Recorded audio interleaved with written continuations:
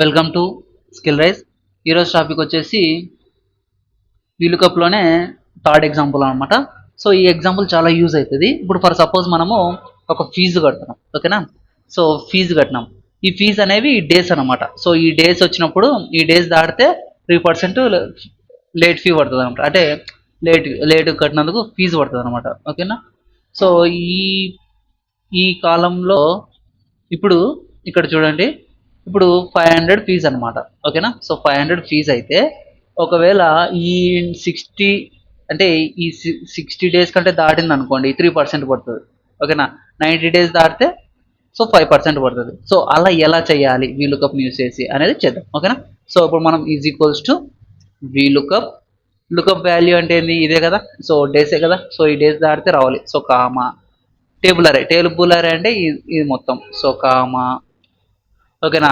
కాలం index number అంటే ఈ టేబుల్లో మనం కట్టేది ఫీజే కదా. సో సెకండ్ కాలం అనమాట, ఓకేనా.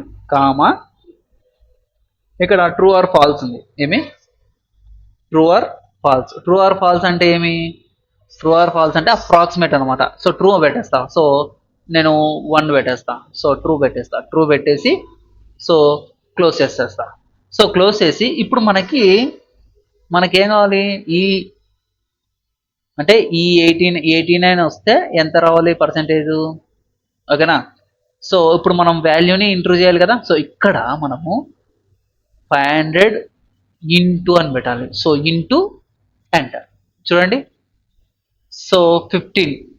సో కావాలంటే మీకు ఈ 15 ఎలా వచ్చిందో చెప్తాను, ఓకే రైట్. సో చూపిస్తాను. ఫస్ట్ మనం కరెన్సీ పెడదాము. సో కరెన్సీ పెట్టడానికి ఐడియా ఉంది కదా. సో $15 అనమాట. అంటే 500 ఫీజు, $89 500.